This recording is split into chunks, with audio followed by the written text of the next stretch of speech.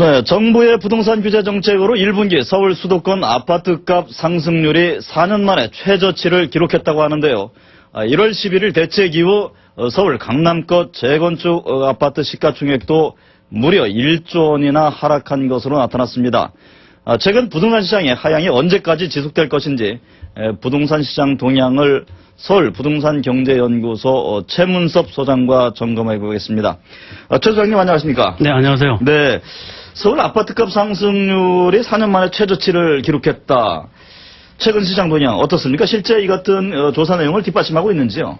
네, 그동안 그 각종 규제로 인해서요, 정부의 그 정책이 반영이 돼가지고 최근에 부동산 시장이 거래가 안 되고 있는 게 사실이고요. 네. 특히 그 대규모 물량을 앞으로 많이 만들어서 네. 그 무주택자분들한테 혜택을 많이 주겠다 이런 정책이 좀 반영이 되는 것 같고요. 네. 장기적으로 그 아파트를 신도시나 아니면 그 주변에 그 뉴타운 비슷한 걸 개발해서 물량을 늘리겠다는 거에 동의하는 것 같습니다. 네.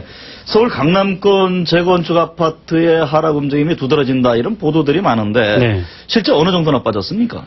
최근에 그 개포동에 있는 서울 개포동 1, 2차 주택 공사에서 지은 아파트인데요. 네. 이곳에는 그 저층인데도 불구하고 작년에 비하면 그 1억 정도 빠졌거든요. 네. 그래서 집 한 채 1억 정도 내려갔다. 지방에서는 1억이 아파트 한 채 값인데요.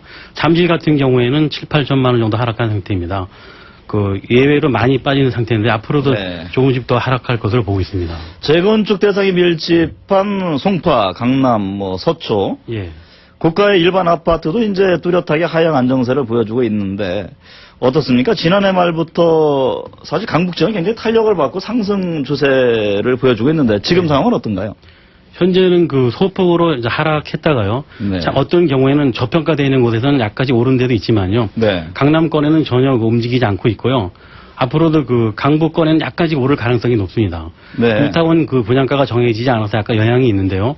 장기적으로 그 강북의 그 저평가되는 아파트는 앞으로도 그 조금씩 오를 것을 보고 있고요. 고층인 같은 경우는 조금 더 그 덜 오를 것으로 보고 있습니다. 네.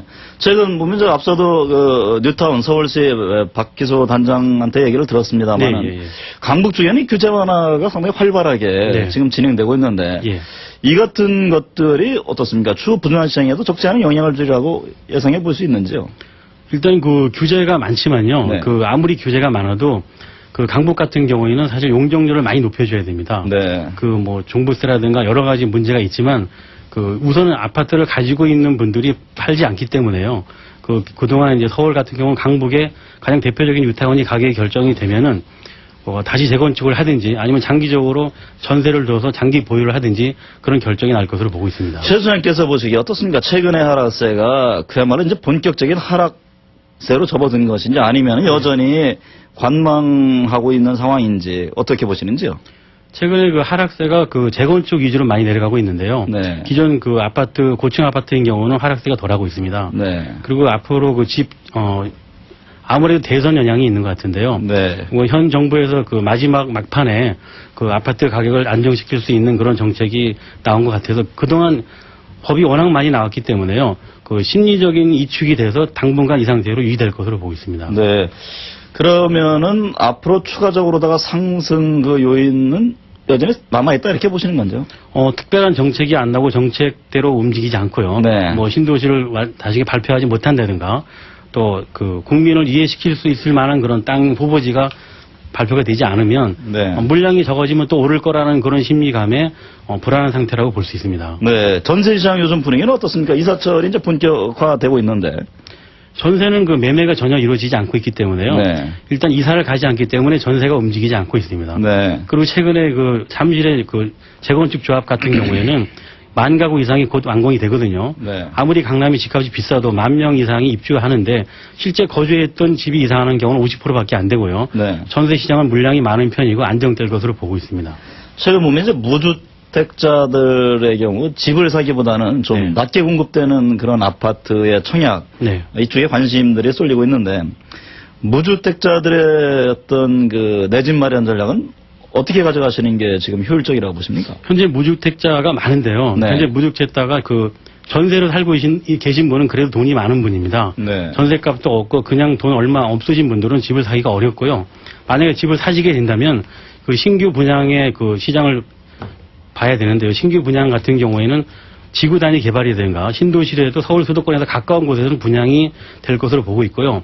이 분양에 대해서 기다리는 게 좋겠습니다. 서울시가 이제 앞서 살펴본 내용이 층고 규제를 대폭 완화하겠다 네. 이런 건데 이제 네. 뭐 최고 37층까지 지을 수 있도록 네. 하겠다는 내용인데 이 같은 점들이 앞으로 부동산 시장에는 어떤 영향을 주리라고 보십니까?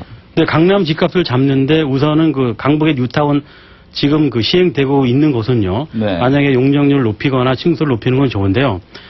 제가 보기에는 용적률을 높여야 됩니다. 네. 현재 그 주상복합 아파트 같은 경우는 700%에서 800%, 1000%까지 되는 게 있습니다. 네. 근데 그 은평 뉴타운 같은 경우는 200% 선에서 멈추기 때문에요. 아무리 높이 올라가도 용적률을 높이지 않으면 가구수가 늘어나지 않으면 네. 아파트 값이 내려갈 수가 없고요. 네. 그리고 그 법이 실제 상황하고 맞지 않은 상황이 생길 수 있습니다. 강남 집중 현상을 막을 수 있다고 보십니까?